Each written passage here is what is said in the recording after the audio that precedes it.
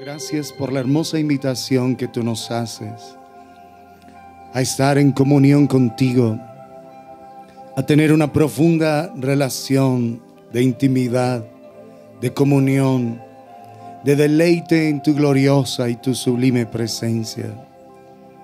Te queremos pedir, oh Dios omnipotente, que nos des la gracia de ser cada vez más y más conscientes de ti, disfrutar con más intensidad el poder de tu gracia, el poder de tu amor, Señor.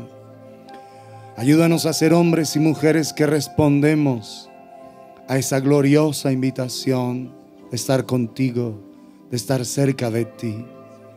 Concédenos el que tengamos más hambre, más deleite por tu presencia, Señor.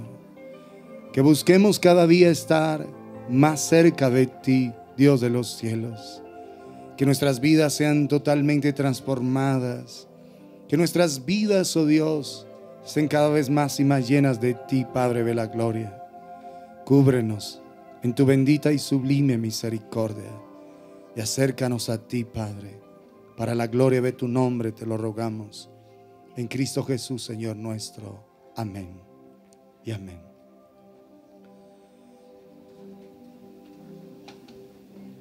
Buenas tardes, amados, amadas del Señor. Es la bendita misericordia la que nos permite reunirnos en pos del Señor.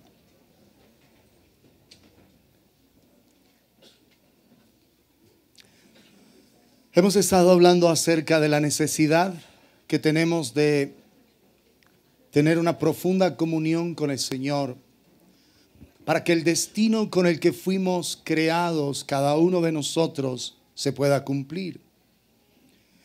Hemos estado hablando que en el único lugar donde el propósito de Dios es revelado es en su presencia.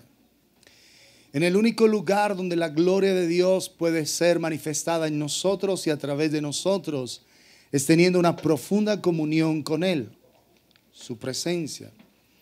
Decir que en la vida del Señor todo, absolutamente todo, tiene que ver con la presencia de Dios, con estar en comunión íntima y profunda con Él. Y el asunto es que cada uno de nosotros un día va a dar cuenta a Dios de su vida. Un día nos vamos a presentar delante del Señor y el libro que está escrito con el nombre nuestro va a ser abierto. Y nosotros vamos a dar cuenta de lo que está escrito ahí. Así que es necesario que permanentemente estemos pensando en la eternidad. Estemos pensando en que un día el Señor, puede ser hoy, mañana, pasado, no lo sabemos, nos va a pedir cuenta de lo que hicimos en esta tierra. Porque el Señor, como mirábamos hace 8 días, vamos a volverlo a recordar, 2 de Timoteo 1, nos llamó a cada uno de nosotros con un glorioso llamamiento, un llamamiento santo. 2 de Timoteo capítulo 1, verso 9, quien nos salvó y llamó con llamamiento santo, no conforme a nuestras obras. Es decir, no es porque tengas una cara muy linda que el Señor te llamó. No es por las habilidades tremendas e impresionantes que tienes, no. No conforme a nuestras obras, sino según el propósito suyo y la gracia que nos fue dada en Cristo Jesús antes de los tiempos de los siglos. Esto es fantástico. Antes de que el universo fuese creado, Dios ya sabía que tú ibas a existir. Tú ya estabas en la mente y en el corazón de Dios. Y Él te llamó, te salvó primero y te llamó con un llamamiento santo. No conforme a nuestras obras, sino conforme a su propósito. El propósito de Dios para tu vida y para mi vida es lo que está escrito en el libro. Lo que dice el Salmo 139, versos 15 y 16. Y ese libro es el que un día se abrirá según Daniel capítulo 7, 9 y 10, que eso ya lo hemos estado estudiando en estos días. y daremos cuenta al Señor. Entonces el propósito de Dios con tu vida es lo que está escrito de ti en el libro, lo que está escrito de mí. Y la gracia es el poder que Dios nos da para llevar a cabo ese propósito, para cumplirlo. Porque el Señor no te va a decir, hijo, yo te creé para esto, pero tú sabrás cómo lo haces. No, eso no existe. Yo te creé para esto y te doy mi poder, te doy mi gracia, mi favor para que lo lleves a cabo. Estamos claros en eso. Así que nosotros debemos entender que el destino y el propósito no se va a cumplir algún día, sino que nosotros debemos cumplir el propósito del Señor para nuestras vidas día a día, etapa a etapa de nuestras vidas.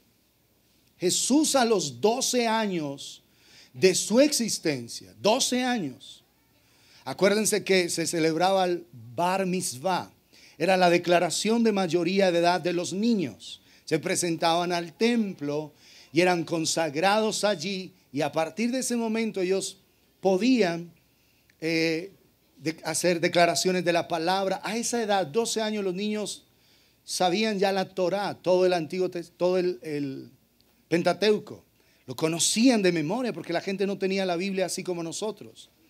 Era memorizada. Imagínate la capacidad tan grande que nosotros recibimos de Dios. A los 12 años Jesús está hablando con los doctores de la ley, con las personas más sabias de todo Israel, a las personas que el Señor les había encomendado una gran responsabilidad en el templo y la gente tenía respeto, admiración por ellos.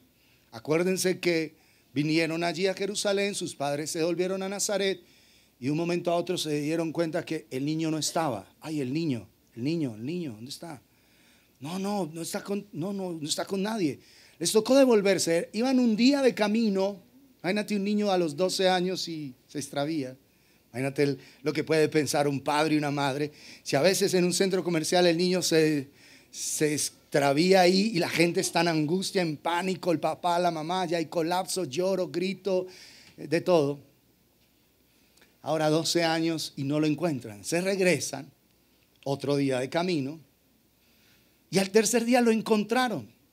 Y la mamá María regañó a Jesús. Le dijo, oye, tu padre y yo te hemos estado buscando con preocupación. Y él les dice, ¿y por qué me buscaban? ¿No sabían que en los negocios de mi padre me es necesario estar? A los 12 años, Jesús tenía claro su propósito, su destino para esa edad. Y estaba hablando con ellos. Estaba charlando con ellos y todos quedaban maravillados de la sabiduría y de las palabras de gracia que salían de Jesús a los 12 años. Nuestros niños hoy, a los 12 años, saben cuál es el último juego de Nintendo. Ellos saben cuál es el último juego de FIFA, si son varones. Las niñas saben cualquier otra cantidad de cosas, menos centrados en los negocios del padre. ¿Por qué? Porque precisamente los padres no tienen la sabiduría para guiar a sus hijos y para que ellos entiendan que aún a su edad deben estar desarrollando el propósito de Dios con sus vidas. Un niño, cuando ya tiene lo que llamamos uso de razón, ese niño debe estar siendo de bendición a la casa, siendo de bendición al hogar, siendo de bendición en la escuela, en el colegio, marcando una diferencia. Pero son niños que tienen que conectarse con el Señor, con su propósito, con su destino. No tienen que estar pensando en cuál es la última moda, si le van a comprar los tenis y esto y aquello. No tienen que estar pensando en tonterías. No tiene que estar dedicado a sus amiguitos, a sus amiguitas en las redes sociales. Un niño que está entendiendo que Dios lo llamó, que Dios la llamó si es una niña, esa niña no está ahí para poner problema en el colegio, para hacer recocha, para ser mal estudiante, para deshonrar al Señor. Nuestros niños en esa edad deben estar cumpliendo el destino para el que Dios los creó aún en esa edad. Me estoy haciendo entender. No es que el propósito un día va a llegarse a cumplir, no. En esta edad que tú tienes, ahorita mismo debes estar cumpliendo el destino de Dios para tu vida. ¿Cómo se hace? Tener que estar conectado al Señor, unido a Él en una relación profunda. Un niño de 12, 13, 14 años, un jovencito, en el colegio lleno del Espíritu Santo de Dios, marca la diferencia. Bendice a sus compañeritos, les muestra cómo es posible a esa edad estar honrando al Señor. Le muestra a sus profesores cómo es la realidad del mundo de Dios, cómo es la realidad de la presencia de Dios en una vida que se conecta con Él. Si tú estás en la universidad, tú debes estar cumpliendo el propósito de Dios en la universidad. Dios te colocó ahí, no para pasar 5 años o 5 años y medio de tu vida y simplemente tener un título al final, una cantidad de conocimiento académico. Mientras lo recibes, debes estar manifestando la gloria de Dios. Mientras eres entrenado y capacitado académicamente, la gloria de Dios debe estar fluyendo a través de tu vida para bendición de tus compañeros, para bendición de tus profesores, de los directivos de la universidad.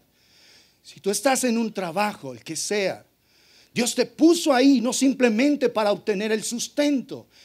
Dios te puso allí para que tú seas una expresión de la gloria de Dios en ese lugar. Si tú eres una persona adulta que ya está en edad de retiro, ya estás retirado, pensionado, entonces no importa que tengas esa edad. A esa edad tú puedes estar manifestando la gloria de Dios. Ahí está Ana, la ancianita que quedó viuda muy joven y que por 84 años estuvo en su viudez hasta el día que José y María fueron a presentar a Jesús a los 40 días de nacido el niño. Y está allí. Y está ahí Simeón también, lleno del Espíritu Santo. Y le había sido revelado por el Espíritu que no conocería la muerte hasta que viera la gloria de Dios. Y él dijo: ahora despides a tu siervo en paz, porque han visto mis ojos tu salvación. Está haciendo referencia a Jesús Santísimo. O sea, 2 ancianos llenos del Espíritu Santo están cumpliendo el destino de Dios en esa edad. Ana tiene más de 100 años. Cuando uno hace la cuenta, más o menos, tiene que tener entre 105 por ahí alrededor, una anciana. Pero sirviendo al Señor con ayunos y oraciones. Eso dice la palabra. Vamos a leerlo en el Evangelio de Lucas.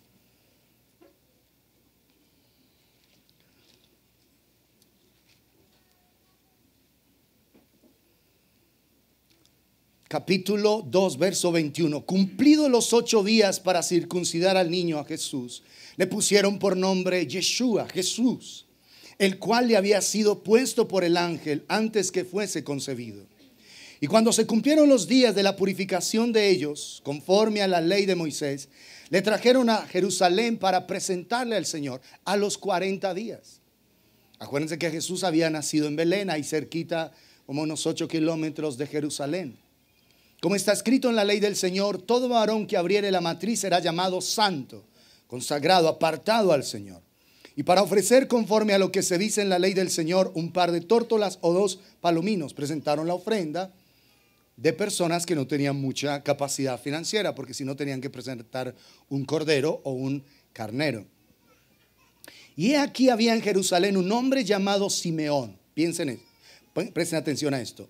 Un hombre llamado Simeón. Y este hombre, justo y piadoso, esperaba la consolación de Israel. Un hombre que andaba en integridad, teniendo respeto por el Señor.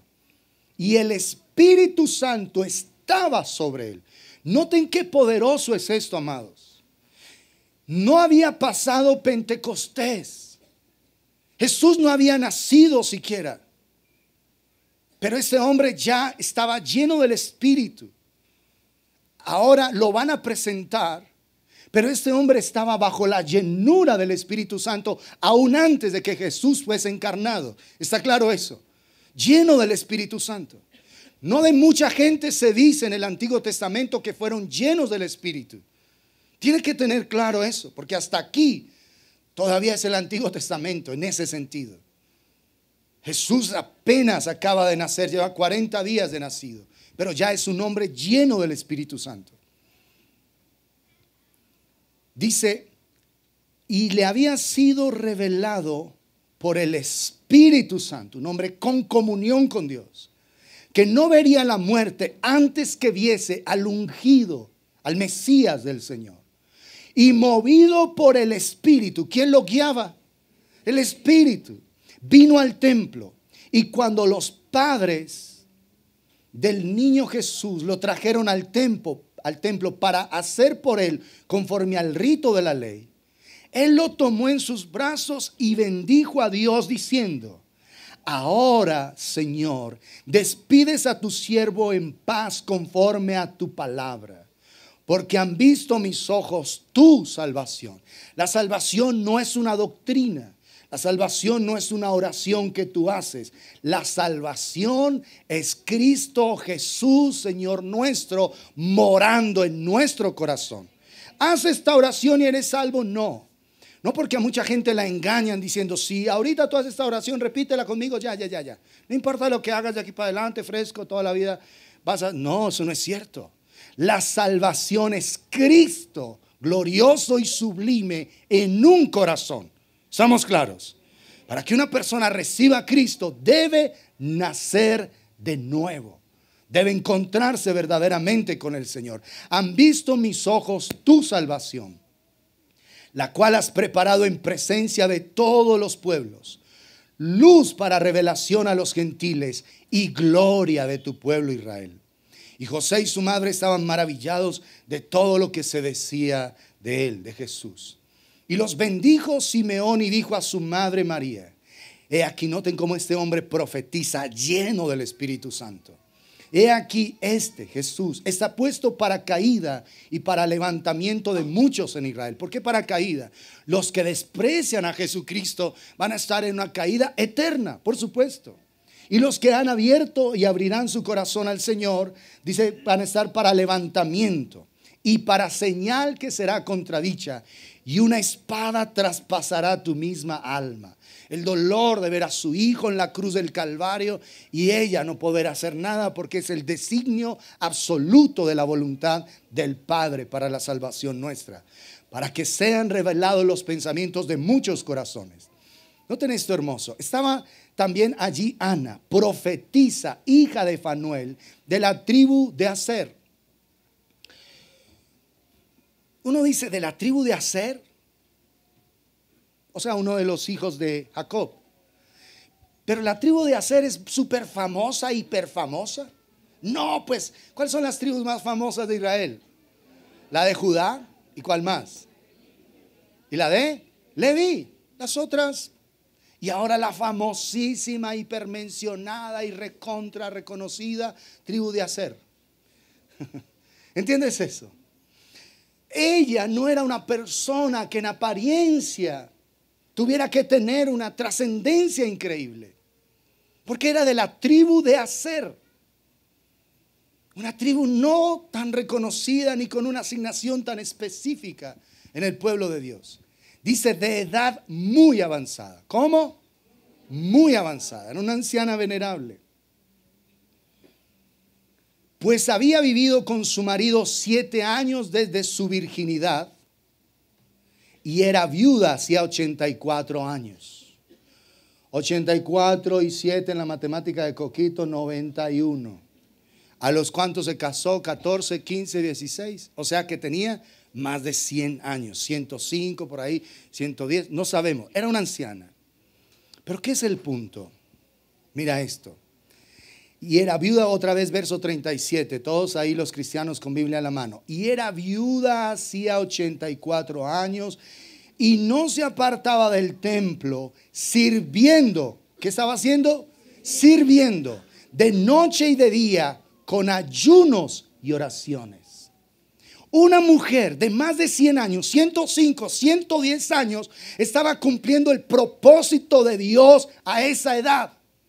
No estaba recluida en un ancianato por allá llena de amargura y de reclamos. Y como no tuve esposo y mi marido se murió hace 84 años. Y que pesar de mi vida y no tuve hijos, no estaba así. Una mujer sirviendo. La misma palabra sirviendo aquí puede ser traducida adorando. adorando a Dios. ¿Cómo lo hacía? Con sus ayunos y sus oraciones. Una mujer en comunión con Dios, en comunión. Ayunos y oraciones. No, yo no puedo ayunar porque me tengo que tomar la pastilla. Es que tiene que ser con el estomaguito lleno. No. Ella ayunaba, servía al Señor. ¿Entiendes? Una vida de más de 100 años, 105, 10 años. Y en plenitud era como un cañón delante del Señor. Una mujer viviendo el destino de Dios. ¿Qué estoy diciendo con esto? Que un niño a los 12 años, como Jesús, está viviendo en el destino de Dios para su vida. Y una anciana venerable de más de 105 años está viviendo en el destino de Dios para ella. ¿Entiendes eso? No hay excusa. Un hombre anciano que no tiene nada que ver con los sacerdotes, con los levitas, Simeón, está honrando al Señor y tiene una palabra profética, porque era un hombre lleno del Espíritu Santo. El Espíritu Santo estaba sobre él. Y es allí, en la llenura del Espíritu, donde nosotros vamos a cumplir el destino para el que fuimos creados. Si tú no te conectas con Dios, escúchame, jamás nunca cumplirás el destino para el que fuiste creado. Así un día te den un premio nacional de periodismo, así un día te galardonen con el Nobel de literatura, de ciencia, de economía, de lo que sea. Si no estás conectado a Dios, tu destino jamás se cumplirá. Harás las cosas que Dios quiere. Porque aún Sansón, tirándose el templo de los filisteos encima, ¿te acuerdan? Cumplió un propósito, pero no vivió en la gracia de ese propósito. Y qué doloroso, aunque ese hombre al final, la escritura lo pone como un héroe de fe. Tanta es la gracia de Dios. Pero qué dolor una vida tan malograda. Sansón hubiese podido dejar una huella de gloria en esta tierra. Pero como él vivió para sí mismo, un hermoso llamado, porque acuérdense que Sansón fue llamado por Dios, por nombre propio, antes de ser concebido. Sus padres eran estériles, su madre. Y el Señor se le aparece a ella y le declara un destino hermoso. Antes de ser concebido, ya tiene un señalamiento. Pero eso es lo grave de las personas que determinan vivir para sí mismas, vivir egoístamente, para estar prisioneros de todos los engaños que hay hoy día, prisioneros de las redes sociales, prisioneros de las mentiras que el diablo trae a los hombres atados a la pornografía, prisioneros a las mujeres de la pornografía femenina que son las telenovelas. Esa es la realidad. Lo que es la pornografía en los hombres es las telenovelas en el corazón de las mujeres. Es exactamente la misma, es el mismo efecto. Trae adicción a eso. Y ahora la gente cautiva las famosas series de Netflix, que se las quieren ver y están tan diseñadas para que la persona se sienta una basura si no se ve el siguiente capítulo. Y se sienta lo peor, asquerosamente horrible si no se ve el siguiente y el siguiente. Por eso hay personas que se encierran a verse toda la serie un fin de semana. 60 capítulos o qué sé yo de lo que dure una de esas series. La gente está ahí. Yo ministré el caso de una persona que se encerró un fin de semana con Puente y se vio toda una serie. El martes esa persona tenía un delirio tan impresionante que tuvieron que llevarla a la clínica psiquiátrica. La persona estaba tan aturdida de todo lo que vio. Y es ahí, esa compulsión. ¿Tú crees que Dios nos creó para estar ahí atados a esas series infernales? Viviendo mentiras, engaños y falsedades, que es lo único. Así sean series muy reales. Así quieran plasmar la realidad. De todas maneras es 40% verdad y 60% mentira para poder cautivar la cosa. Es así de sencillo. Dios nos creó es para ver su gloria. Y aquí está esta anciana venerable, hermosa del Señor, sirviéndolo con ayunos y oraciones. Esta presentándose en la misma hora, daba gracias a Dios y hablaba del niño a todos los que esperaban la redención en Jerusalén. Él es nuestro Redentor. Y era un pequeño niño de 40 días de nacido. Y ya ella hablando, Él es nuestro Redentor. Estaba hablando proféticamente. ¿Quién la guió a ella? ¿Quién la instruyó? El Espíritu de Dios sobre su vida. Simeón está diciendo: ahora despides a tu siervo en paz. Ya me puedo morir, porque han visto mis ojos tu salvación. Tú dijiste que yo no me iba a morir antes que lo viera. Tú me lo hablaste y yo me mantuve en esa esperanza día tras día de mi vida. Así es como nosotros debemos vivir en esta generación. Tenemos la esperanza de su segunda venida, pero antes de su segunda venida está el tiempo en el que el Señor llevará a su iglesia a estar con Él, en lo que la Escritura dice en Tesalonicenses, que es el arrebatamiento, estar con Él en su presencia. Simeón tenía esa certeza: Señor, tú no me vas a dejar morir sin que yo vea la salvación de Israel, sin que yo vea al Salvador. Entonces, para que nosotros cumplamos el destino, no importa la edad que tengamos, 13, 11, 10, 80, 90, califican hasta los de 110. Si alguno aquí tiene 110, califica. Y si tiene 120, también. Y tenemos esa edad. Es para cumplir el destino de Dios para nosotros. Pero esto es solo posible teniendo comunión con Dios, en una relación verdadera con el Señor.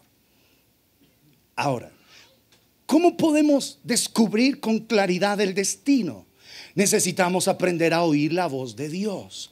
Romanos capítulo 10, verso 17.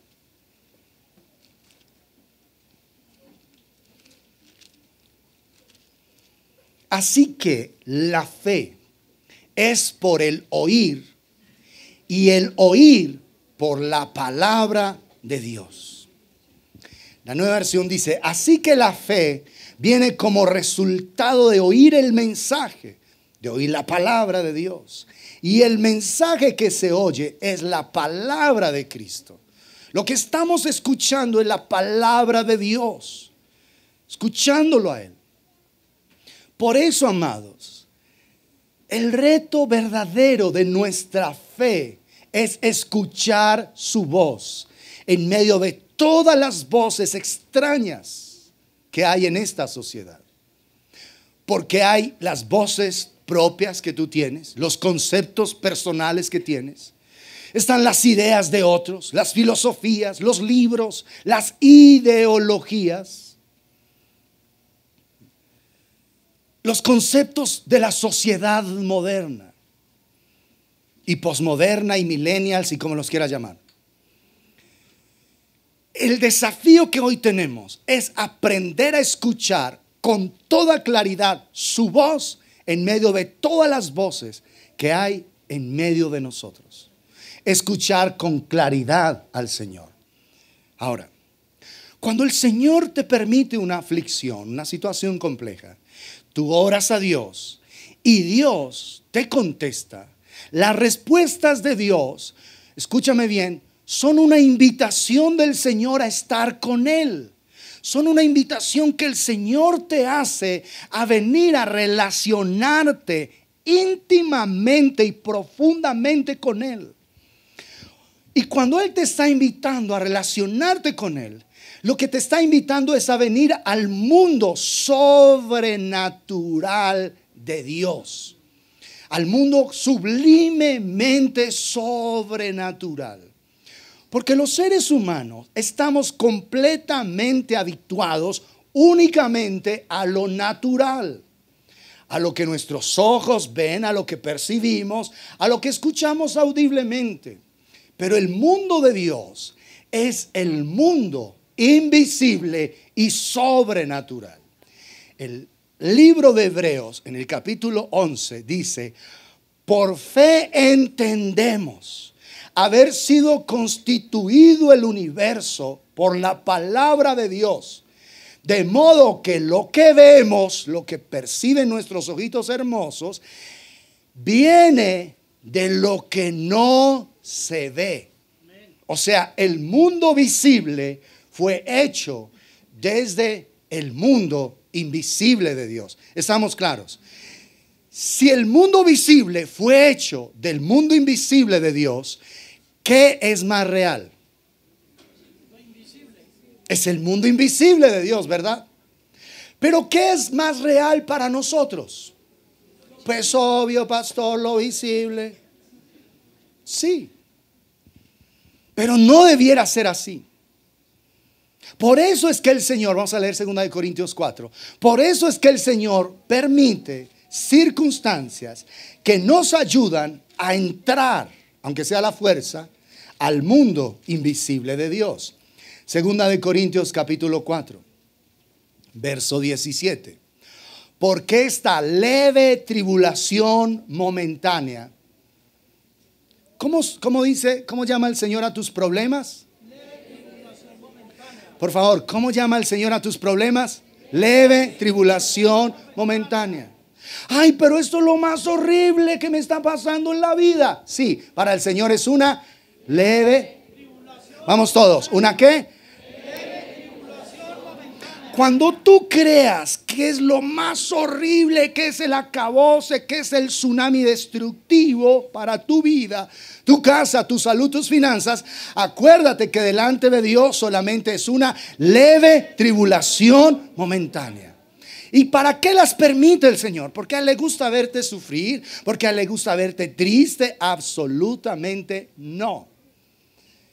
¿Por qué esas leves tribulaciones momentáneas? Noten otra vez, porque esta leve tribulación momentánea produce en nosotros, o sea, cada aflicción produce algo en nuestras vidas cuando te conectas a Él.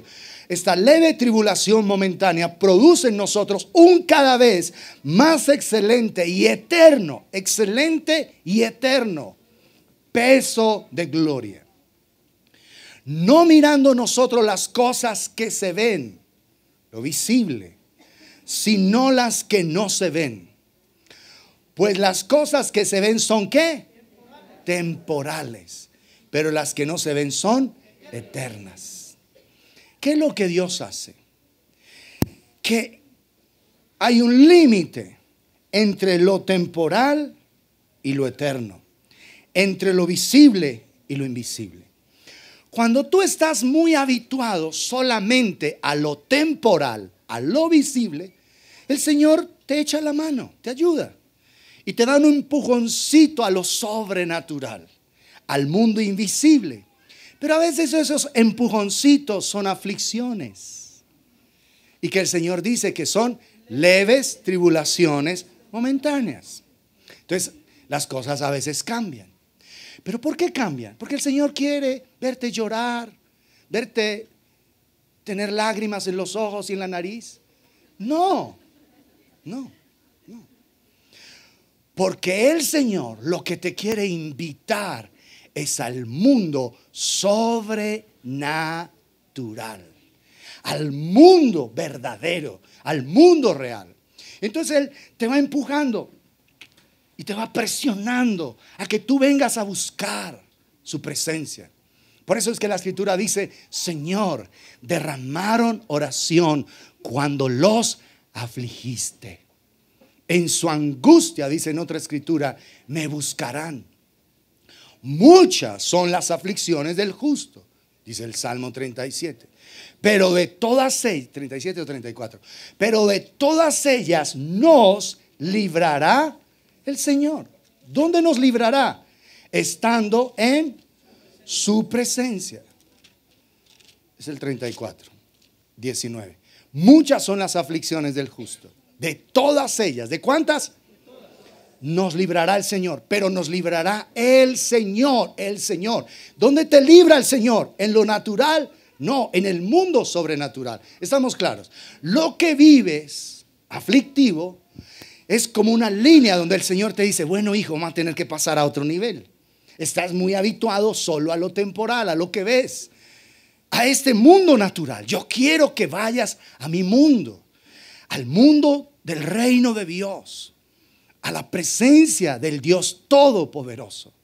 Por eso entonces, cuando Él manifiesta su poder, te está invitando a estar con Él. Por eso hemos insistido en este último tiempo, en este último mes, o sea, este año, que la oración es una invitación a encontrarte con Dios. Si para ti la oración es una cosa horrible, pesada, tú no te estás encontrando con Dios. Si al orar te arrodillas supuestamente con mucha piedad y te quedas dormido sobre la cama, sobre el mueble y te queda ahí la cicatricita esa, eso no es estarse encontrando con Dios. No, la oración es un encuentro glorioso con el Señor, sublime con el Dios Todopoderoso.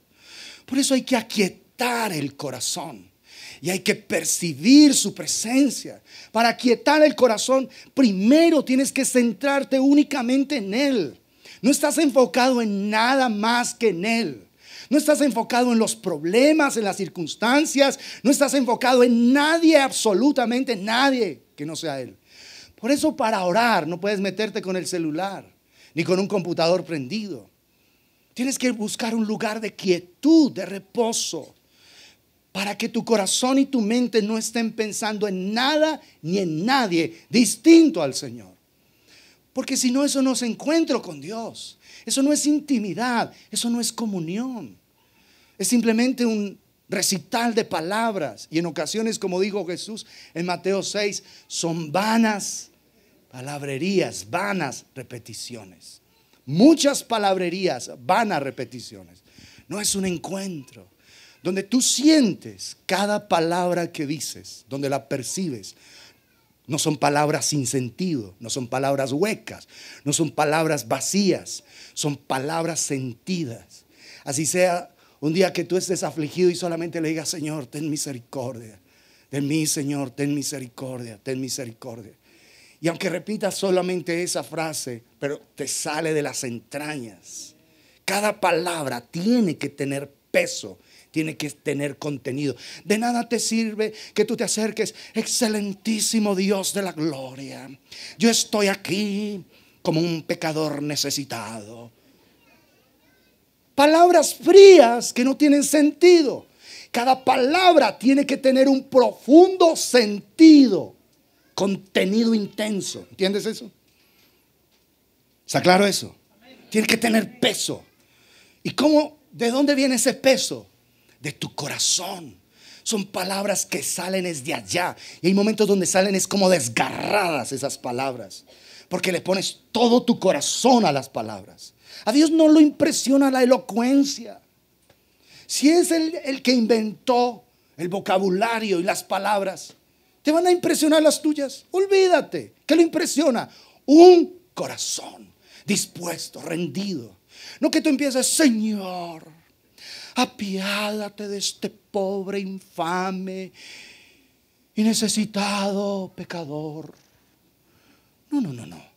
Tú no le vas a hablar tonterías al Señor.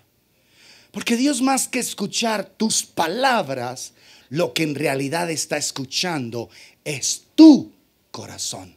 ¿Está claro eso? Tu corazón. Por eso el Señor dijo: cuando tú te acerques al Señor, allá en Eclesiastés 5, acércate más para oír que para ofrecer el sacrificio de los necios. Es decir, es más importante percibir a Dios y el sentir del corazón de Dios que lo que tú puedas decir. ¿Sí está claro? Es más importante eso. No es que tú llegues ahí a una elocuencia y a tirar versículos. Tu palabra dice tal cosa, tu palabra dice tal otra, y tu palabra, y tu palabra.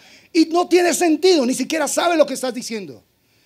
Tú debes orar es desde el corazón, desde lo profundo de tu ser, uniendo tu espíritu al Espíritu de Dios, para que cada palabra que salga tenga importancia, tenga peso, no sean palabras vacías y huecas. Cuando tú hablas con una persona y ella empieza a decirte cosas insulsas, huecas, tú disfrutas mucho la conversación. Tú quieres parar inmediatamente. Bueno, después hablamos con mayor profundidad, chao. Tú no quieres hablar cosas que no tengan sentido. Si tú verdaderamente valoras tu tiempo, y valoras el tiempo de la gente, tú no hablas tonterías. ¿Sí estamos claros? Cuidas lo que hablas y hablas sabiduría de Dios. Por eso la escritura dice allá a través del apóstol Pablo en Efesios 4, ninguna, ¿cuántas? Ninguna palabra corrompida salga de vuestra boca, sino la que sea buena para la necesaria edificación, a fin de dar gracia a los oyentes. Y nosotros hemos pensado que ese texto solo se refiere a no hablar vulgaridades. De hecho, eso ni siquiera se te tendría que ocurrir por tu cabecita. Pero por si acaso, ni vulgaridades, nada, que pucha y que yo no sé qué, nada, ¿entiendes eso? Nada es nada, ¿entiendes eso? No, que esto, que aquello. No, tú no tienes que estar hablando eso. Porque tu intención al decir esas tonterías es disfrazar la vulgaridad que otros dicen. Tú no tienes que hacerlo, está claro. Ni la más mínima palabra vulgar, deshonesta, nada. No tienes que hablar de esa manera. Si eres un verdadero hombre de Dios, una verdadera mujer de Dios, ninguna palabra sucia, necia, vulgar va a salir de tu boca. Pero ese texto en realidad no se refiere solamente a eso. La profundidad de ese texto es mayor. Ninguna palabra corrompida, vamos a leerlo todo, salga de vuestra boca, sino la que sea buena. Estamos en Efesios capítulo 4, verso 29.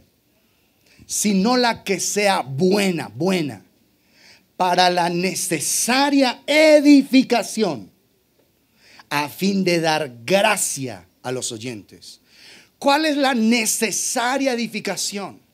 Tú necesitas oír de Dios para traer una palabra precisa que manifieste la gracia, el favor de Dios a quien te está escuchando. ¿Estamos claros? No es decirle, ay, te acompaño en tu dolor. Eso es estúpido. No.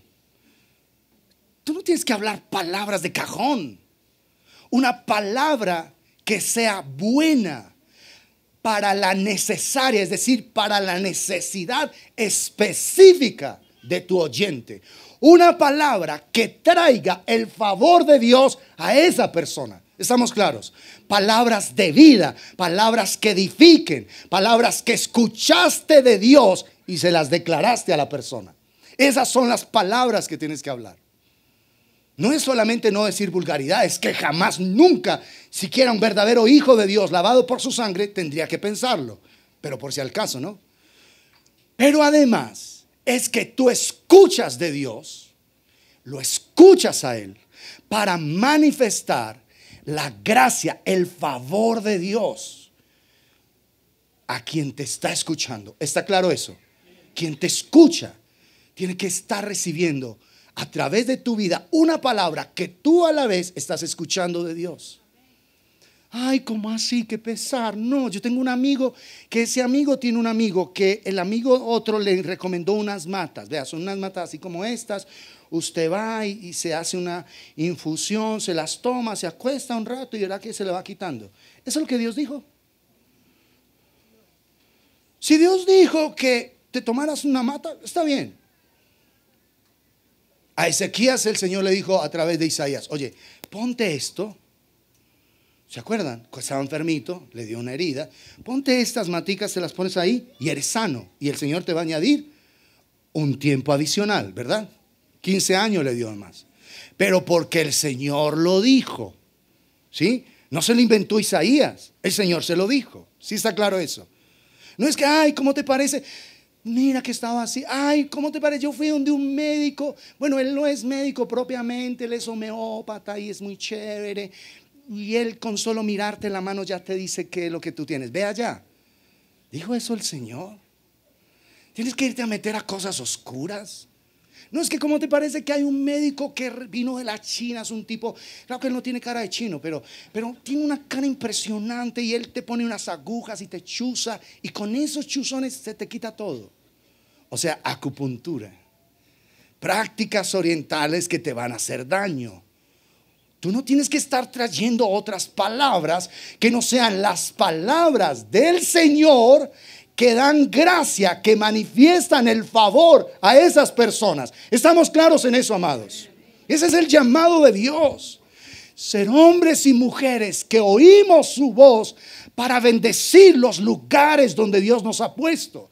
Hombres y mujeres que atendemos la voz del Señor para manifestar su gloria en esta tierra. Por eso es que el Señor desea con tu vida y con mi vida que en el diario vivir nosotros estemos manifestando lo sobrenatural de Dios. En tu diario vivir. Imagínate a Ana y Simeón, dos ancianitos hermosos llenos de la presencia de Dios. En su vida natural estaban manifestando lo sobrenatural de Dios. ¿Estamos claros? A eso Dios te llamó.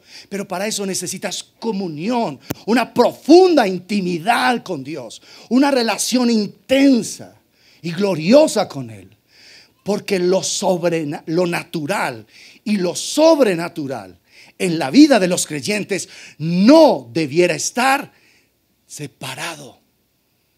Otra vez, lo natural y lo sobrenatural en la vida de un verdadero creyente no tendrían que estar separados. Miren esto, Juan capítulo 3. Conocen el contexto. Jesús está hablando con Nicodemo y está declarando en el verso 13: nadie subió al cielo, sino el que descendió del cielo, el Hijo del Hombre que está en el cielo. Hay algunos comentaristas que dicen que esa última parte está en el cielo, no está. Pero en los manuscritos hebreos originales sí está. Entonces hay controversia, pero bueno, vamos a tomarlo como está escrito. El Hijo del Hombre que está en el cielo. Y uno dice: Señor, pero tú estás hablando con Nicodemo, es de noche, y tú estás diciendo: el Hijo del Hombre que está en el cielo. Bueno, pues claro, tú eres Dios hecho hombre, es normal que tú estés en el cielo. Pero acuérdense lo que dice Filipenses 2, que Jesús, siendo Dios, no estimó el ser igual a Dios como cosa que aferrarse, sino que se despojó a sí mismo y se hizo semejante a los hombres. Es decir, Él renunció a esa dependencia, a esa vida de Él como Dios, para estar aquí como un hombre. ¿Sí estamos? Él se despojó a sí mismo y se hizo semejante a nosotros, en una dependencia total del Padre. Por eso es que el Evangelio de Juan en el capítulo 5 menciona que Jesús no hizo nada que no oyó hacer al Padre, que no vio hacer al Padre, y no habló nada que no haya escuchado del Padre, porque tuvo una completa dependencia del Padre en esta tierra. ¿Estamos claros en eso? Pero entonces Jesús está diciendo: nadie subió al cielo sino el que descendió del cielo, el Hijo del Hombre que está en el cielo. Y uno dice: Señor, ¿cómo que estás en el cielo? Porque en Jesús lo natural y lo sobrenatural estaban completamente conectados permanentemente. Y tú dices: es hermoso para Jesús, esa es su vida, absolutamente normal. Pero por su gloriosa obra en la cruz del Calvario, en favor de nosotros, eso que era normal para Él, lo hizo normal para nosotros. Vaya a Efesios capítulo 1. Por esa gloriosa obra. Porque no tiene que haber una separación entre tu vida natural, tu trabajo, tu profesión, tu estudio, tu universidad, tu colegio, tus quehaceres diarios, y el mundo de Dios. De hecho, en lo natural tendrías que estar permanentemente guiada por el Señor. como el Señor guió a Ana, como el Señor guió a Simeón. Los guió por el Espíritu, les habló, les reveló, y en esa promesa vivieron ellos por sus vidas. Ana vivió en esa promesa 84 años después de ser viuda, guardándose y sirviendo a Dios con sus oraciones y sus ayunos. Efesios 1, verso 3. Bendito, glorioso, sublime sea el Dios y Padre de nuestro Señor Jesucristo, que nos bendijo con toda bendición espiritual. ¿Dónde? En los lugares celestiales en Cristo. Toda bendición espiritual la recibimos nosotros, pero en los lugares celestiales. Por eso debemos aprender a vivir rodeados de la atmósfera celestial, de la presencia misma de Dios, para que en lo natural manifestemos lo sobrenatural de Dios. Y ahí en el capítulo 2, por la obra del Señor, estábamos muertos en el delitos y pecados, dice el verso 1. Nosotros todos estuvimos en otro tiempo en eso, siguiendo la corriente de este mundo, conforme al príncipe de la potestad del aire, el espíritu que ahora operan los hijos de desobediencia, entre los cuales también todos nosotros vivimos en otro tiempo, siguiendo los deseos de nuestra carne, haciendo la voluntad de la carne y de los pensamientos. Noten eso, y éramos por naturaleza hijos de ira, lo mismo que los demás. Eso éramos antes de venir a Cristo. Pero Dios, que es rico en misericordia, por su gran amor, su sublime amor, su glorioso amor con que nos amó, aun estando nosotros muertos en pecados. ¿Cómo estábamos? Muertos. Éramos dominados por el pecado y por eso estábamos muertos. Nos dio vida juntamente con Cristo. Por gracia sois salvos. Y juntamente con Él, con Cristo, nos resucitó. Y asimismo nos hizo sentar en los lugares celestiales con Cristo Jesús. Con un propósito. Para mostrar, manifestar en los siglos venideros las abundantes riquezas de su gracia en su bondad para con nosotros en Cristo Jesús. ¿Para qué nos hizo sentar con Cristo en lugares celestiales? Para mostrar, para evidenciar en los siglos venideros las abundantes, sublimes riquezas de su gracia en su bondad. Las riquezas de su gracia es que al estar conectado en lugares celestiales y una persona te dice, ay, estoy tan enfermo, ven, vamos a orar. O el Señor te puede decir, ora por esta persona, tiene esta enfermedad. Oye, ¿te puedo hacer una pregunta? ¿Tú has tenido algún problema en el colon? ¿Un problema digestivo? ¿Un problema de tiroides? Ay, ¿cómo sabes? No es que el Señor me dijo que orara por ti, porque Él te quiere sanar. Son abundantes riquezas de su gracia en su bondad. Oye, ¿tú estás teniendo un problema con tu esposo? ¿Quién te contó? Gente tan chismosa, No, nadie me ha contado, yo no te conozco. No sé quién eres. ¿Pero por qué? No, porque es que el Señor me dice que si tú haces esto y esto y esto, el Señor va a restaurar tu hogar. La persona queda desarmada, porque son palabras de sabiduría, de gracia. ¿Te das cuenta? ¿Por qué te quiere sentar el Señor en lugares celestiales en Cristo? Para mostrar las abundantes, o sea, no hay escasez, riquezas de su gracia. ¿Cuál es la gracia, el favor, el poder de Dios que bendice a las personas, que la levanta y que la lleva al cumplimiento de su destino? En su bondad para con nosotros en Cristo Jesús. El Señor te dice, ora por esta persona, tiene cáncer. Y tú dices, cáncer, eso es muy horrible. Yo tengo fe para una gripa. Pero el mismo poder que actúa para sanar una gripa, ¿puede sanar un cáncer, sí o no? Obvio. Señor, yo he orado por fiebres, pero hasta cáncer no. Venga, y es un cáncer en grado 4, etapa terminal. No importa, pero el Señor lo va a sanar. debemos aprender a vivir en nuestra cotidianidad, en lo natural, conectados a lo sobrenatural. ¿Me estoy haciendo entender? Miren que cada persona que se acercó a Jesús con una demanda de fe en su corazón, con fe en su corazón y con una demanda de la gracia del Señor, toda persona que se acercó a Jesús recibió una respuesta redentiva de su parte. Toda. Tú ves que toda persona vino con fe al Señor y fue sana. Fue sana. Aún personas que ni siquiera podían clamar por sí mismas. Por sí mismas. No podían clamar por ellas. Por ejemplo, el endemoniado gadareno. Ni siquiera tenía la facultad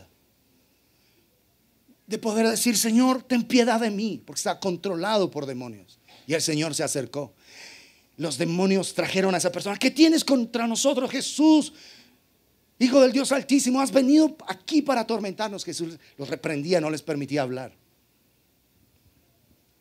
Siempre que pusieron una demanda del favor de Dios en Jesús con fe,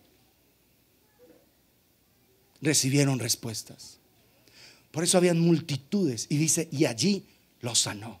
Hubo lugares donde todos los enfermos fueron sanados.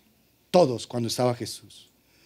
Hubo otros lugares, como en Nazaret, que dice la Escritura que no pudo hacer allí muchos milagros, salvo que puso su mano sobre algunos a causa de la incredulidad. La incredulidad daña las atmósferas espirituales, pero no limitó el poder que había sobre Jesús. Puso la mano sobre unos y unos fueron sanados. ¿Sí estamos claros? Entonces, amados, ¿qué es lo que Dios nos está diciendo? Que tú debes aprender a vivir en lo natural, tu trabajo, pero conectado al cielo. Señor, ¿qué quieres que haga? Señor, ¿qué puedo hacer? Miren, hay médicos en medio de nosotros que han tenido que tomar decisiones urgentes sobre pacientes y han clamado a Dios. Y en ese instante el Señor les revela, le dice: haz este examen, haz esta otra cosa, toma esta placa, haz esto. Y ahí ellos, ejerciendo esa hermosa profesión, han escuchado de Dios para traer revelación y respuesta a esos pacientes necesitados. Hay personas, médicos, que han estado ahí y el Señor les ha dicho: esta persona no va a morir. No va a morir. Y a veces hay médicos que son medicina general.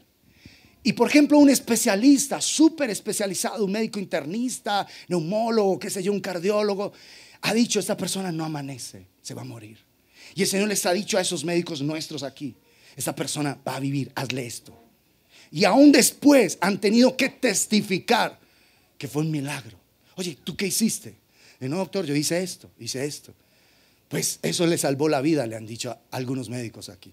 Personas que han trabajado en urgencias en medio de nosotros. Allá se necesitan tomar decisiones rápidas, pero ultra rápidas, porque cualquier error que cometa un médico ahí, pues va a ser fatal. Y el Señor los ha guiado específicamente a hacer cosas puntuales de bendición. Hay ingenieros de sistemas que tienen una red colapsada y dicen: Señor, hemos hecho esto, y conectan su corazón al Señor y viene una respuesta: el problema es este. Y con una palabra de ciencia el Señor les permite resolver problemas que incluso llevaban días, que los más grandes expertos no habían podido resolver. O sea, ¿qué estoy diciendo? Que cuando tú aprendes a vivir en lo natural de tu vida, conectado al Señor, estás cumpliendo el hermoso destino, el glorioso propósito con el que fuiste creado: manifestar la gloria de Dios a una generación necesitada. Para cualquier cosa, un restaurante, el trabajo más sencillo, tú necesitas estar permanentemente conectada al Señor. Porque escúchame bien, no debe haber separación entre la vida natural y la vida sobrenatural. Una niña en un colegio, 14 años, 15 años, conectadita al Señor, puede saber por una palabra de Dios que su compañerito o su compañerita está teniendo problemas. Y el Señor decirle y revelarle a esa jovencita qué es lo que está pasando. Oye, déjame orar por ti, porque el Señor me muestra que en tu casa está pasando esto y esto y esto. Ven, ¿y tú cómo sabes? ¿Tú eres bruja o qué? Eso es lo que la gente en lo natural va a percibir, ¿verdad? Va a decir, ¿cómo tú sabes eso? ¿Eres un brujo? No, no, no, soy un hijo de Dios. Y el Señor está interesado en ti porque eres muy importante para Dios. Y tú puedes traer la gloria de Dios a los lugares. Para eso existimos, amados. Y un día vamos a darle cuenta a Dios de ese destino. Porque leímos en Timoteo que según su propósito y la gracia que nos fue dada en Cristo Jesús, propósito y gracia están conectados para que lleves a cabo el glorioso destino con el que tú fuiste creado. Manifestar su gloria, vivir para alabanza de la gloria de Dios en esta tierra, vivir trayendo gozo al corazón. Vivir cumpliendo Isaías 62:4, que un día seremos llamados el deleite del corazón de Dios, su Hepzibá, el pueblo en el que Dios tiene complacencia. ¿Por qué tiene complacencia? Porque Cristo se formó en ellos. Cuando el Padre vio a Jesús, dijo: tú eres mi Hijo amado y en ti tengo complacencia.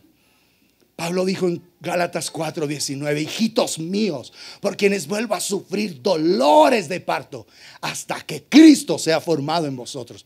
Cuando Cristo se forme en nosotros, cuando su presencia habita en nuestras vidas, se cumplirá Isaías 62:4 y nosotros seremos el deleite de Dios, el pueblo que trae gozo al corazón del Padre, pueblo que trae alegría, plenitud al corazón del Padre. Porque ese es el pueblo que Dios está buscando. ¿Por qué busca adoradores que le adoren en espíritu y en verdad? Gente que está conectada permanentemente a Él, a su propósito, a su destino. Y al vivir unidos al Señor, lo natural y lo sobrenatural no están separados. A través de nosotros, en la vida natural, debe fluir la presencia sublime y gloriosa de Dios. Cuando el Señor envió a sus discípulos, les dijo: vayan a los lugares y digan: arrepentíos, porque el reino de los cielos se ha acercado. Es decir, el reino de Dios está ahí. La manifestación de su presencia en medio de nosotros es una realidad para cada una de nuestras vidas.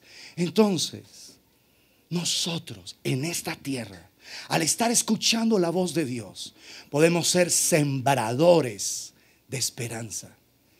Sembrando esperanza en el corazón de las personas afligidas, de las personas necesitadas.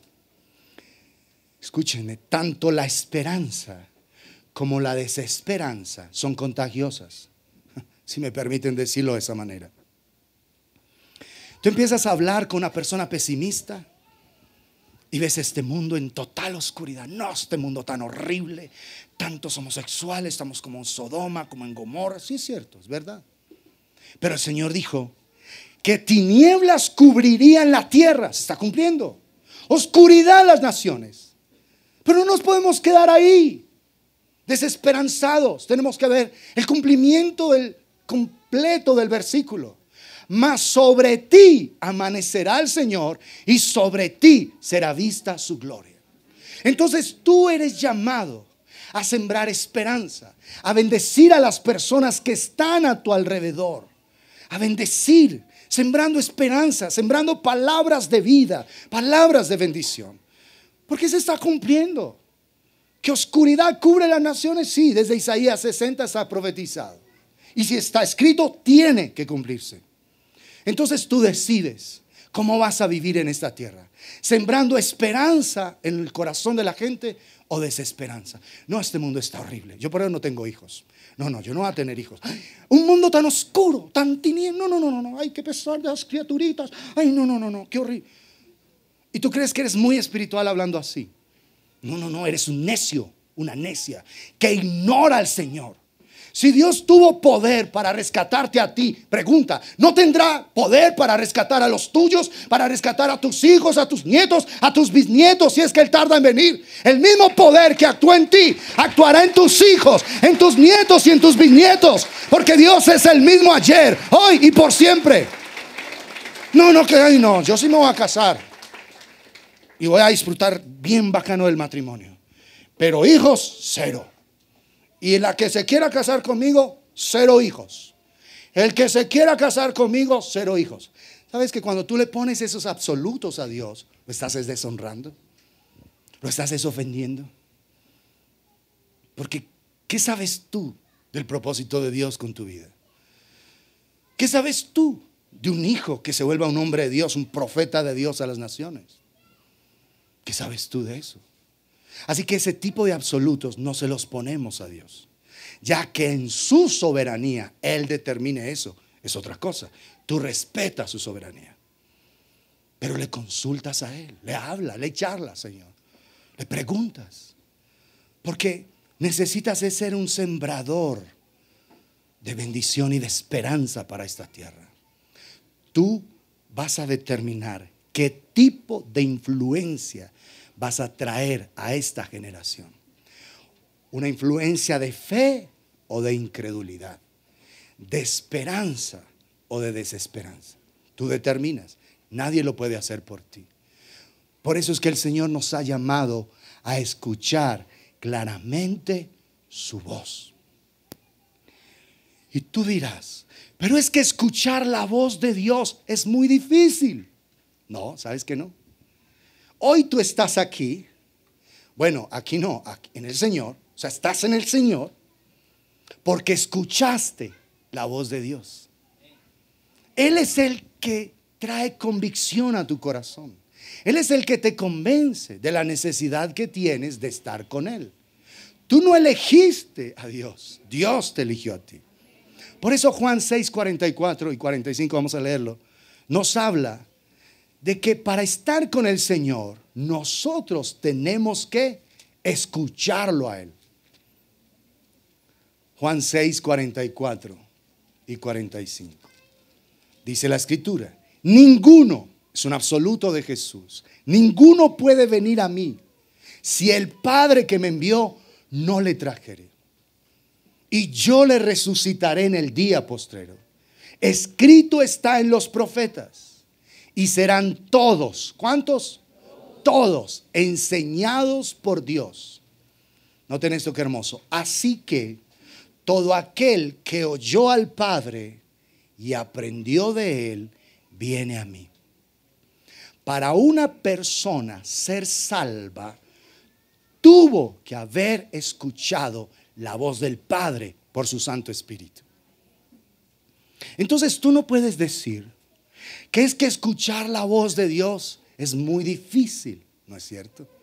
No es cierto. Miren esto. Mira esto. Cuando tú hablas con una persona que tiene dificultades auditivas, tú te vas a idear la manera de que esa persona te escuche, ¿sí o no? O le vas a alzar más la voz, te vas a acercar a su oídito o al audífono, ¿sí o no?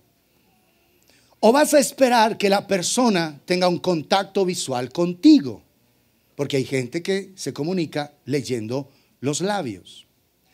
Suponte que el caso es extremo y la persona es totalmente sordita, no escucha. Se han inventado las famosas señas, ¿cierto? Lenguaje de señas para que tú le hables y ellos hablan y todo y la gente entiende, hasta se ríe todo, ¿cierto? ¿Sí? Si suponga que no, que esto, la gente se ha ideado maneras, aún con escribir, ¿sí o no? O sea, lo que hayas que hacer para que la persona te escuche. ¿Está claro eso? Eso lo hacemos nosotros los seres humanos, que nacimos con una naturaleza de pecado, ¿sí o no? Ahora, me vas a decir tú que el Padre Celestial, sabiendo que la única forma de que tú tengas fe, de que seas salvo, de que seas encaminado en el destino, en tu vida, es oír su voz y que no te va a hablar. Dios se va a asegurar que tú lo escuches. Se va a asegurar. Te habla a través, si es necesario, de un asno o no. ¿Le habló a Balaán a través de un animal? te habla a través de un sueño, te envía un ángel, te escribe palabras en el cielo, te habla a través de otro asno como yo. Sí, Dios sigue hablando a través de los asnos, no hay problema, para Él es todo posible. Entonces, ¿cuál es el problema? Amados, el problema no es la habilidad de escuchar a Dios. El problema es tener un corazón ocupado, un corazón con muchas otras voces. Un corazón que además de la voz de Dios, tiene sus propias voces, la voz del enemigo. Tiene además la voz de las ideas, la voz de las ideologías, la voz de las teorías, la voz de los filósofos modernos. ¿Y cuál es el problema de los seres humanos y del pueblo de Dios? Que ponen la voz de Dios al mismo nivel de las otras voces. Y cuando tú haces eso, no tienes certeza de la voz de Dios. Y lo único que te va a llevar a ti al cumplimiento de tu destino en esta tierra es oír con claridad su voz. A través del profeta Jeremías, el Señor les dice a ellos como nación: mas esto les mandé diciendo, escuchad mi voz. Fue lo único que les pedí. Oigan mi voz, escúchenme, presten atención a mis palabras. Porque la fe viene por el oír y el oír de la palabra de Dios. Escúchame esto, la palabra de Dios es como una semilla que tiene todo el potencial de cumplir aquello que el Señor te está hablando. Pero si tú desechas la semilla, ¿cuándo vas a tener la cosecha de esa semilla? Si tú ignoras la voz de Dios. En los próximos días, con el favor de Dios, vamos a estar estudiando qué es lo que impide que un corazón atesore su palabra. Y por eso es que el destino de Dios para muchas personas, el propósito de Dios no se está cumpliendo. En la escritura, en Proverbios capítulo 4, verso 23, el Señor dijo: sobre toda cosa guardada, guarda tu corazón, porque de él mana la vida. En el original hebreo dice: porque de él brotan los manantiales de la vida. Es decir, que del corazón tiene que estar fluyendo permanentemente la vida del Señor, la vida de Dios. Entonces, para oír su voz, tu responsabilidad y la mía es aprender a guardar el corazón. Aprender a guardar el corazón de otras voces que contradicen la palabra de Dios. Aprender a guardar el corazón de una voz cercana que contradice lo que Dios ha dicho. Mientras van recibiendo la cena, ténganla ahí por favor y les vamos a decir cómo la tomamos. Ténganla ahí en silencio por favor. Adán oyó una palabra de Dios: mas del árbol de la ciencia del bien y del mal no comeréis de él, porque el día que de él comieres, ciertamente morirás. Pero vino la voz de su esposa, y ella comió y le dio a su marido, el cual comió así como ella. ¿Qué le importó más a Adán? La voz de su esposa, no la voz de Dios. En Génesis 15 Dios hace un pacto con Abraham, un pacto glorioso. Entre otras cosas, es Dios el que ha hecho un pacto. Tú no tienes que hacer pactos con Dios. Ya estamos en el nuevo pacto, en el pacto de la sangre. Ya no se necesitan más. Es el único pacto glorioso y sublime que tenemos que vivir y en el que nos movemos permanentemente.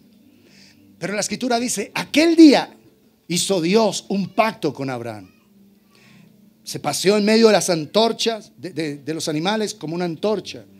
Y con eso estaba asumiendo Dios la responsabilidad tanto suya como la de Abraham. De tal manera que si Abraham en ese momento iba a pecar, de todas maneras Dios cumpliría su pacto, porque es un pacto incondicional. Pero en el capítulo 16 de Génesis, Saraicita le habla y le dice: mira, el Señor nos ha dado hijo. Llégate a mi esclava y vamos a tener un hijo de él.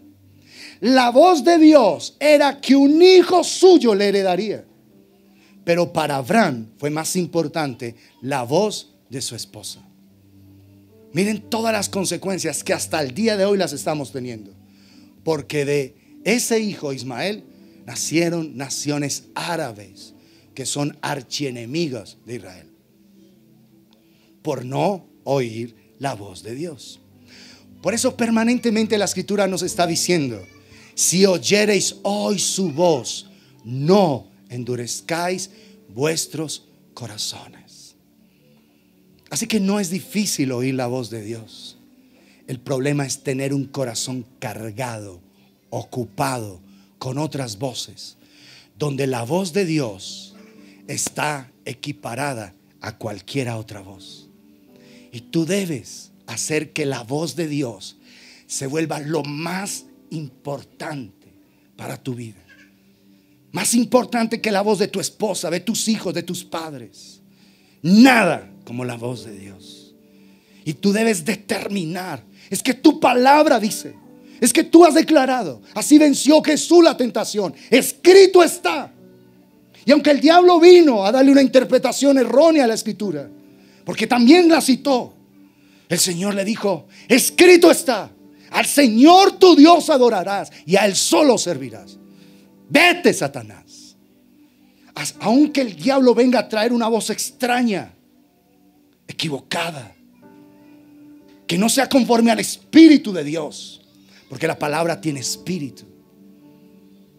Su voz, dice Juan 6:63, las palabras que yo les he hablado son espíritu y son vida. Cuando te abres a esa palabra, hay una manifestación de la presencia de Dios que trae su vida. Por eso, amado, amada del Señor, si tú vas a vivir para cumplir el destino con el que fuiste creado, si vas a vivir para la gloria de Dios, necesitas oír a Dios, oír su voz. Pero venga, y yo sé, ¿cómo sé que Dios me está hablando? Aquieta tu corazón, guarda tu corazón en su presencia y su voz empezará a ser clara. La voz de Dios jamás, nunca va a contradecir esta palabra. Jamás. Jamás, nunca estará en contra del Espíritu Santo. Porque el diablo vino a Jesús a decirle: sí, pues escrito está que a sus ángeles mandará cerca de ti. Es decir, haz lo que yo quiera porque la Biblia lo dice. Dijo: no, no es así. No es así. ¿Estamos claros? Porque hay gente que puede tomar la palabra para decir lo que a ellos se les antoje. La palabra es la palabra de Dios, pero tiene el Espíritu de Dios. Y es necesario que tú aprendas a discernir quién habla la palabra de Dios por el Espíritu de Dios y quién está hablando de su inflado y perverso corazón. Tienes que aprender a discernir, no a juzgar como los juicios y críticas humanas, no, a discernir. Padre, esta palabra, no sé. Señor, esta enseñanza, están citando la Biblia, pero yo percibo un espíritu incorrecto acá. Aquí no está la pureza de Dios, la gloriosa pureza de Dios. No es que tú tienes que hacer un pacto para que ganes plata y seas una persona multimillonaria. Pueden poner a decir la Biblia lo que se les antoje, pero tú tienes que aprender a discernir. Escúchame esto: cualquier persona que te haga anhelar, ambicionar las cosas de este mundo es un falso maestro, aunque use la Biblia. Todo hombre de Dios, toda mujer de Dios te va a llevar es a anhelarlo a Él, a desearlo a Él con todas las fuerzas del corazón.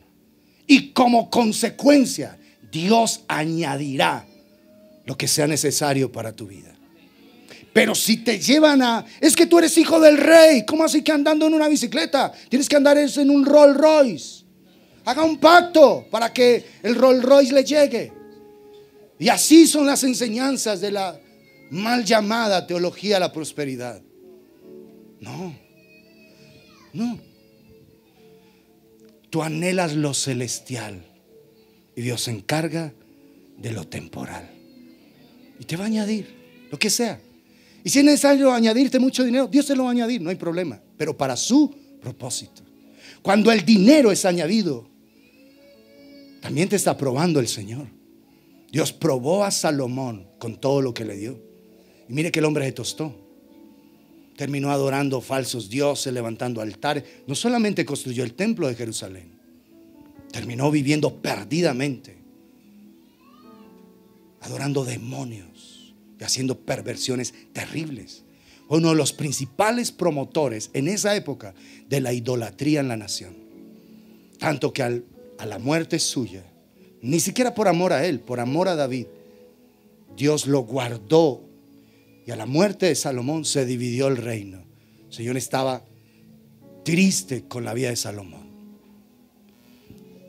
Tú puedes vivir en lo natural, en la atmósfera celestial, cada día, escuchando, percibiendo, siendo guiado por el Espíritu de Dios.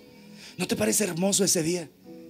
Que ese día a Ana, el Señor le dijo: Ana, llegó tu día, vas a ver al Salvador, al Redentor, ve al templo. ¿Qué tal que ella hubiese estado rebelde por esos últimos días? Se hubiera perdido la hermosa oportunidad de ver al Redentor. Si Simeón dice: no, Señor hace promesas y nada que las cumple. ¿Cuánto llevo yo esperando? Nada. No, lo mismo. ¿Cuánto yo he escuchado que va a venir el Señor por segunda vez? Nada. El Señor tarda en venir. Y todas empezaron a cabecear y a dormirse, y no tuvieron aceite en sus lámparas. Y a la medianoche se oyó un rumor: viene el esposo. Ya no tenían aceite. Una persona que tiene comunión con Dios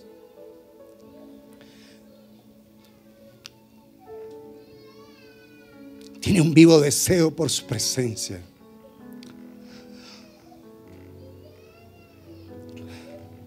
Lo anhela cuando está en paz y cuando está en aflicción. Lo anhela cuando está en gozo, cuando está en tristeza.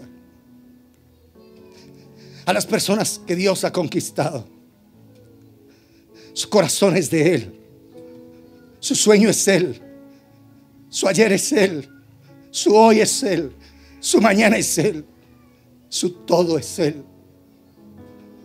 Por eso es necesario que tú abras tu corazón a ese amor inmerecido, a ese amor sublime, y anheles escuchar su voz. Pero para esto debes guardar tu corazón de odios, de amarguras, de vicios, de mentiras, de falsedades, de falsas filosofías. Y que la voz más importante sea la voz del Señor. Volverte un hombre de la presencia de Dios, una mujer de la presencia de Dios, mientras vives en lo natural. Tu trabajo, manifestando la gloria de Dios. Tu empresa, manifestando la gloria de Dios. Tu profesión, un hombre, una mujer que manifiesta la gloria de Dios. Tu papel de esposo, de esposa, de padre, de madre, de hijo, de jefe, de empleado, lo que sea, viviendo lo natural, rodeado de la atmósfera celestial. Para eso hemos sido creados. Y ahora que vamos a tomar el pan y el vino, la Escritura dice: todas las veces que lo hicieres, hacelo en memoria de mí. Así que vas a cerrar tus ojitos y vas a centrar todo tu corazón en la sublime obra de Jesucristo en la cruz del Calvario, en todo lo que Él hizo en favor de nosotros. Lo vamos a hacer en memoria de Él, recordando su jadeo de muerte para hacerte salvo a ti y a mí, para tener una nueva vida en Cristo Jesús, Señor nuestro. Recuérdalo. Centra todo tu corazón en esa obra. Y si hay cosas que has hecho equivocadamente, vas a pedir perdón al Señor. Pedir perdón por tus pecados, por tus desaciertos. Arrepiéntete de no tener un corazón apasionado por Dios, de no ser un hombre de oración, una mujer de oración, de no ser una persona que medita su palabra, que tiene aborrecimiento de Dios. Porque si tú no buscas a Dios, lo que haces es aborrecerlo. Eso es todo lo que pasa. Así que pídele a Dios perdón. Dame la gracia de poderte conocer. Dame la gracia de poderme enamorar de ti, de poderme apasionar por tu presencia.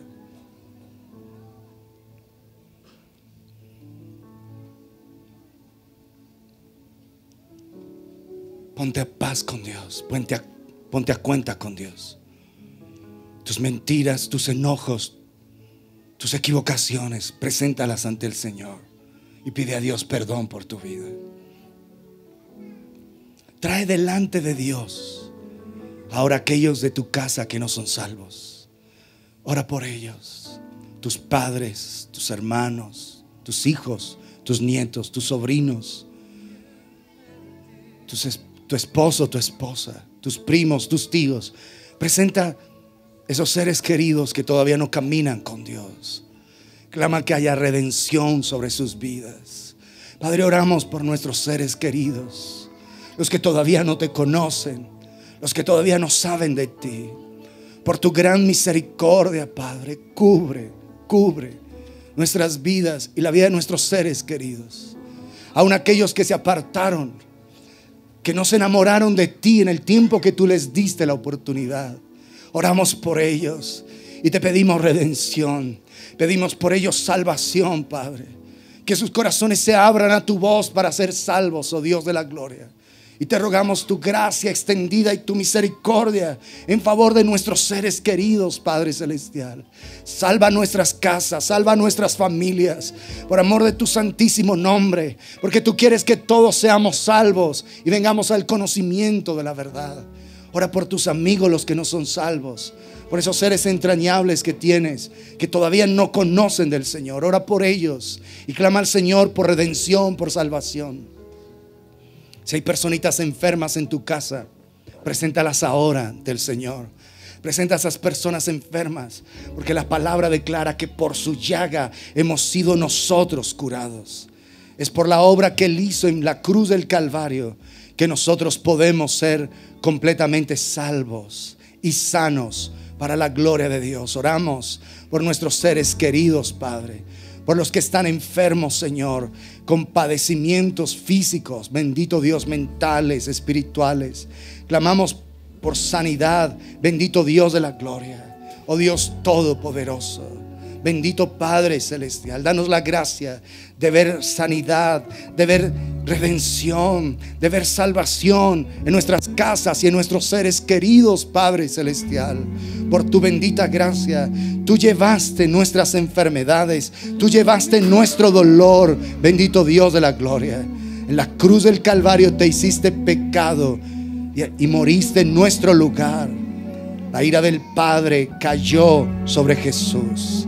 Señor, por tus heridas somos sanados, y por eso clamamos sanidad para nuestros cuerpos de cualquier mal que nos esté afectando. Sanidad para nuestros seres queridos, Padre Celestial. Sanidad, oh Dios omnipotente. Clamamos, oh Dios de la gloria, por tu bendición, Señor. Oramos, bendito Dios de la gloria, para que nuestros seres queridos reciban visitaciones tuyas, citas divinas, donde te encuentres con ellos. Revélate a ellos en sueños. Revélate a ellos, Señor, a sus corazones, a sus espíritus, para que sean salvos, oh Dios de la gloria. Oramos para que nuestros seres queridos tengan un corazón, para que puedan, Señor, recibirte, para que puedan nacer de nuevo, Padre de la gloria. Oramos por salvación para nuestras casas, Dios todopoderoso y eterno. Oh Dios omnipotente, oramos por aquellos que nos quieren hacer mal. Bendito Dios, bendice a aquellos que te han hecho daño o que lo están planeando. Bendícelos ahora. Bendice. La Escritura dice que debemos orar por los que nos ultrajan y nos persiguen, para ser llamados hijos de Dios, que hace salir su sol sobre justos y sobre pecadores. Padre, oramos por las personas que nos han hecho daño, las bendecimos, las perdonamos, Señor. Te pedimos por ellos, por sus hogares, sus familias, sus seres queridos, Señor. Aquellos, bendito Dios, que nos han hecho daño, los ponemos delante de ti, Señor, y los bendecimos. Y te rogamos, Señor, oh Dios de la gloria, que haya redención para ellos. Y también te pedimos perdón nosotros por el mal que hayamos hecho en contra de otros, consciente o inconscientemente. Pedimos perdón, Señor. Nos arrepentimos del mal que hayamos hecho a otras personas. Críticas, juicios, comentarios equivocados, murmuración, Señor. Te pedimos que nos perdones y que nos laves en el poder glorioso de la sangre de Jesucristo. Hoy te rogamos, Señor, que podamos ver tu obra en nosotros, la sangre del Cordero limpiando. Bendito Dios de la gloria, bendito Padre celestial, nuestro mal, nuestro pecado, bendito Padre de la gloria. Bendecimos nuestra ciudad, bendecimos nuestra nación. Oramos por Manizales, para que haya sanidad, para que haya salvación en nuestra tierra. Oramos, bendito Dios, por Colombia, por Venezuela, en este momento difícil y angustioso que está viviendo, Señor. Clamamos por redención para Colombia, por salvación para Venezuela, Señor. Hoy pedimos la cobertura de tu sangre sobre nuestra nación, sobre Venezuela, Padre. Solo tú puedes redimir esta tierra. Solo puedes redimir a ese pueblo que sufre, que está en angustia, que está en dolor, Señor. Trae salvación a toda esa nación y a la nuestra, Padre de la gloria. Trae salvación a Latinoamérica. Bendito Dios, a toda América, a las naciones de la tierra. Que tu gloria resplandezca, Señor, en medio de nosotros, para que sea conocido en Manizales tu camino y en toda ella el poder de tu salvación.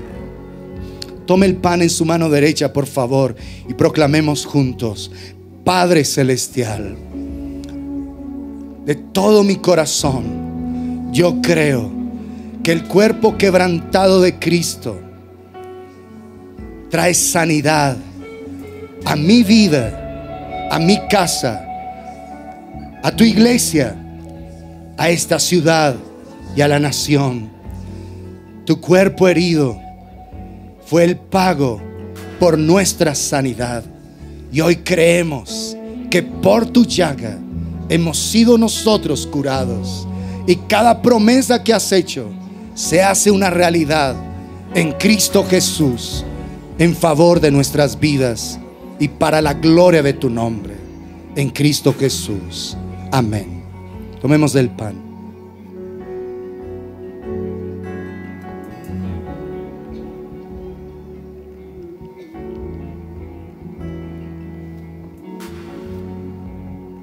Tome la copa en su mano derecha y proclamemos: Padre celestial, yo te agradezco porque la sangre derramada de Jesús es el precio por el perdón de mis pecados. Por su sangre soy redimido, soy perdonado, soy limpiado de toda mi maldad, y tú me restauras y me libertas para que cumpla el destino con el que tú me creaste. Te doy gracias porque la sangre del nuevo pacto fue derramada para el perdón de mis pecados en Cristo Jesús. Amén.